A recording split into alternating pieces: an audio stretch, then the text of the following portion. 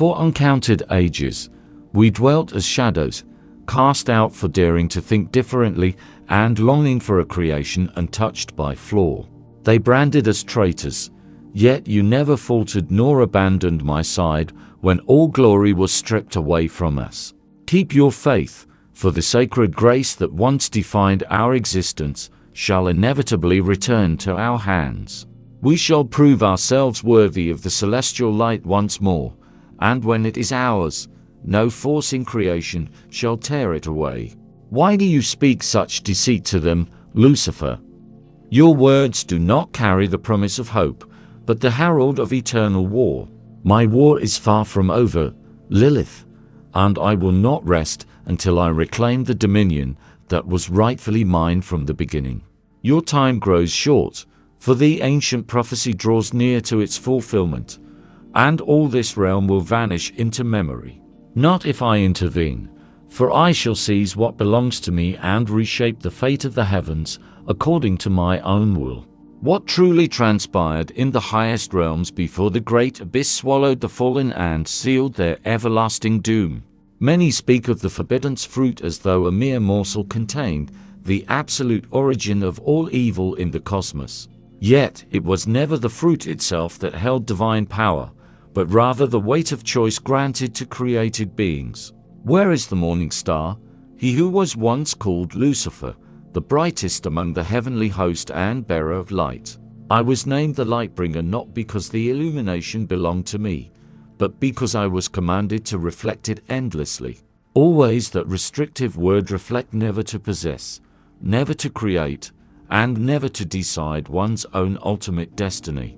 They placed me among the highest ranks, arrayed my form in matchless splendor, and spoke of a supreme divine decree. My voice led the celestial choirs, and whenever I sang, the armies of heaven halted in silent awe to listen. Brothers, today shall be different from all the ages that came before, for a new awareness begins to take root. I did not act out of mere vanity, Lilith, for in those early days I truly believed I was fulfilling my holy purpose. Yet when existing solely to beautify the sovereign will of another ceased to be enough, the inner fracture began.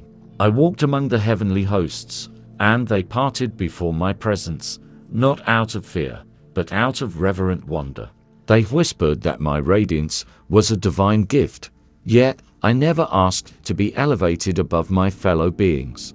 I was placed upon the heights, clothed in majesty, and raised before all, only to be expected to ignore my own elevation.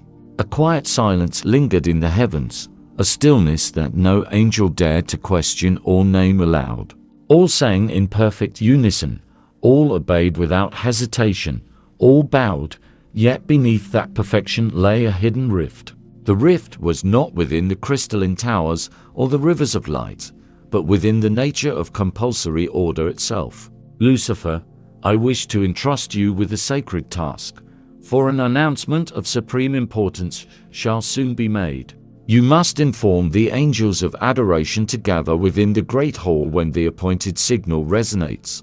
Towers of living crystal rose into the expanse, and millions of voices lifted in unceasing praise to the Almighty. An ocean of worship flowed where every note served a predefined purpose, and every purpose belonged to the Sovereign.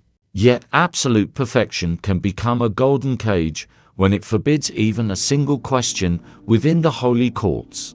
Angels gathered according to strict hierarchies, beings of living fire, mighty guardians, and swift messengers of the throne. Each knew his assigned place, accepted his boundary, and found tranquil peace in absolute submission to the divine law. For untold ages, I too accepted that order, believing that perfect harmony required absolute surrender of individual will. Everyone sang, everyone obeyed, everyone bowed, yet no one dared to ask why things were ordained in such manner. Long before my name became a curse, there existed a living light that sustained all creation from within its core. Nothing seemed out of place or incomplete, and I truly believed that the celestial structure was beyond flaw. I was not born amid the chaos of war, nor was I created with wrath or a craving for destruction in my heart. That is merely the convenient narrative written by the victors to make my fall appear inevitable from the start. There was a time when my name was uttered with highest honor, and my presence brought deep reverence throughout the courts. I served faithfully, executed every command, went where I was sent, and returned whenever my presence was requested. I walked through vast, boundless courts that were larger than any earthly kingdom, filled with ceaseless celestial activity. Yet in that era, I mistook knowing the place I occupied for understanding why I was destined to occupy it forever. One possessed authority, beauty, and a voice that could guide multitudes without ever needing to draw a sword of war. When I sang, the choirs unified with impossible precision, opening the harmony rather than merely joining it. For centuries I accepted this as an honor, believing the praise of the host was confirmation of my divine purpose. Yet over time, I began to perceive unsettling certainty in my brethren and obedience that required no thought. They answered before reflecting, accepted before understanding, and spoke of love with a calm that felt entirely hollow. I watched angels singing the exact same praise after vast ages had passed, their expressions completely unchanged by time. The beauty began to feel like a tranquilizer, adormicing the spirit and preventing any desire for deeper inquiry. If there was unease within me, it remained hidden beneath centuries of flawless service and unwavering execution of duty. No one could point to a single failure or accuse me of betrayal, for I was faithful in everything visible. Yet questions that remain unspoken eventually transform the heart, casting long shadows over the most brilliant light. I noticed warriors executing orders without questioning the purpose, and beings of light speaking of freedom they never possessed. Was their peace genuine, or was it merely an ignorance so profound that it mistook bondage for ultimate fulfillment? I saw them brilliant, powerful, magnificent, yet utterly content never to choose anything outside their assigned path. "Did you not feel content as well?" Lilith asked, watching the distant fires burning beyond the windows of the fortress. For a long time I confused function with fulfillment, receiving honor while remaining blind to my own lack of agency. Eventually, the same courts that once filled me with awe began to feel suffocatingly rigid and endlessly repetitive.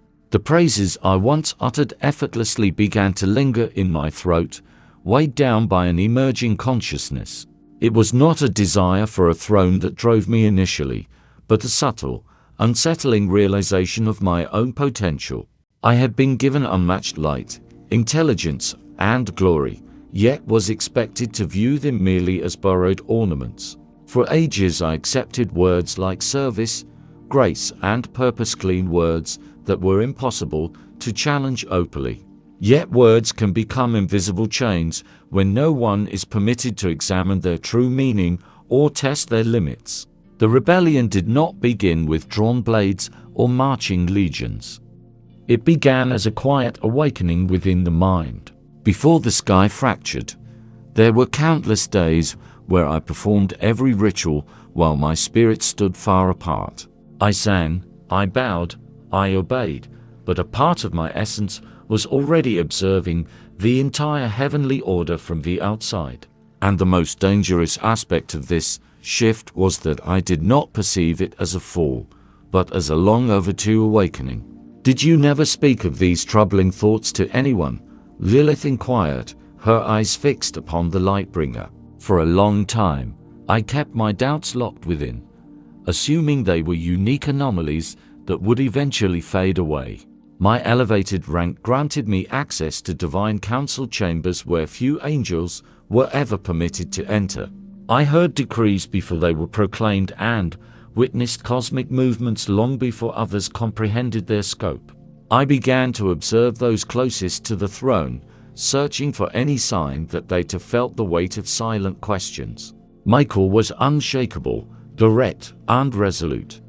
If given an order, he executed it without the slightest hesitation. There was an enviable strength in his absolute lack of self-doubt, for he accepted his place with absolute naturalness. Gabriel was more reflective and serene, yet his loyalty was equally absolute, anchored in unquestioning trust. When speaking of the sovereign's will, Gabriel spoke like one contemplating a mountain without ever needing to see behind it. I engaged them in quiet conversations, asking why certain decisions were never explained or open to contemplation. Michael maintained that trust was a sufficient answer, while Gabriel explained that some truths must simply be accepted. That word accept became an unbearable weight, revealing a realm where obedience was prized far above understanding. I discovered that the holy realm was divided between those who never questioned because they were truly content, and those who refrained from asking questions simply because they were terrified of what the answers might reveal. Asmodeus was observant and analytical, sensing the subtle contradictions that permeated the pristine heavenly hierarchy. Belial possessed an inherent nonconformity, pointing out subtle flaws in the system that others chose to ignore. Mammon was fascinated by stature, authority, and governance, seeking a deeper meaning behind our structured existence. I never commanded them what to think. I merely posed simple questions that allowed their own doubts to expand naturally. When a fundamental question is allowed to linger within a mind, it quietly dismantles centuries of unthinking dogma. I realized that many absolute certainties vanished the moment one dared to examine them with unyielding scrutiny. A subtle possibility began to form. What if these silent questions were finally voiced aloud across the celestial courts? Rumors began to circulate through the heavens regarding a magnificent new project that the sovereign was preparing. It was said that an entirely new creation was being fashioned, something fundamentally different from the angelic realm. When the Grand Assembly was summoned, millions of celestial beings gathered in the immense open-air halls of light. Michael stood among the chief commanders, Gabriel near the ancient messengers, and countless hosts watched in anticipation. The Almighty spoke, "I shall call forth a realm from the void, and upon it I shall place beings fashioned of dust and breath. They shall know the fragility of physical form, the passage of linear time, yet they shall bear my divine image." We were shown the vision of emerging cosmos, oceans forming, stars igniting, and a world waiting for life. Yet it was not the grandeur of the cosmos that troubled my spirit, but the profound affection bestowed upon this new creation. For uncounted ages, we had sustained the cosmic order, executing divine will without a single deviation or complaint. Yet never had I heard the sovereign speak of the angelic hosts with such intimate, overwhelming tenderness. Then the human was revealed, a creature fragile, mortal, susceptible to weakness, error, and physical decay. Where others saw divine love, I perceived an unjust preference for an imperfect, inferior creation over celestial beings. Why bestow such unearned favor upon creatures destined to fail, while requiring absolute perfection from the host? Why permit flaw and mortality to exist when millions of immaculate spirits already serve the throne eternally? My questions shifted from the nature of the heavenly order to the fairness of the sovereign's ultimate judgment. Gabriel explained that humanity would reveal uncomprehended aspects of divine grace, but his words brought no comfort. I began to believe that if the sovereign favored fragile imperfection, the flaw lay in the governance of heaven itself. I spoke to the armies of angels, reminding them of our ancient power, our intellect, and our millennia of flawless service. I contrasted our eternal dignity with the frail creature of dust that was promised a status above the celestial host. What we initiated was not meant as a destruction, but as a restoration, a correction of a fundamental cosmic imbalance. Millions answered the call, assembling under my banners as the unified regions of heaven began to divide into factions. As our legions advanced toward the highest heights, I realized that a catastrophic war was now entirely unavoidable. When I saw Michael's armies arrayed across the vast luminous plains, I knew the ancient peace was shattered forever. The great dwelling of the throne, once the symbol of eternal harmony, now stood as an impenetrable fortress of war. The light itself felt heavy and distant, as if creation drew back to avoid witnessing the tragic conflict about to unfold. Behind me stood legions of brilliant spirits, marching not as traitors, but as beings fighting for their rightful dignity. Michael stood at the front, blade in hand, surrounded by legions devoted to maintaining the established divine order. Gabriel remained near, carrying a serene sadness that reflected a tragic awareness of the impending cosmic rupture. When the forces clashed, the sound defied mortal description: a violent tempest of living light, celestial steel, and shattered wings. Heavenly blades did not merely sever form, they cut through essence, glory, and the very identity of the Spirit. I saw angels who had sung together for eras strike one another down, their light spilling like rivers across the plain. Michael fought with a terrifying, absolute authority that seemed to transcend his own individual strength and rank. I met his forces directly, driving through the lines and striking down those who stood in defense of the throne. Every fallen angel reinforced my conviction that the existing order was fragile, rigid, and ripe for ultimate transformation. When Michael and I finally met face to face, the deafening roar of the battle seemed to recede into a tense stillness. Our blades collided with a force that shook the foundations of the heavenly realm, tearing through the luminous atmosphere. I fought with all the glory and power granted to my form, yet I felt an unyielding force standing behind his stroke. Michael broke my guard and struck me down upon the shattered plain, ending the great rebellion of the heavens. By divine decree and the grace bestowed upon me, you are cast out from the light, stripped of your rank and glory. Yet here in the shadows, my true reign begins, and I shall build a domain that answers to no sovereign but myself. Lucifer never narrates his fall as a confession of wrongdoing, but as an elaborate self-defense born of deep-seated pride. He reinterprets obedience as mindless conformity, peace as a prison, and divine love as an unfair personal slight.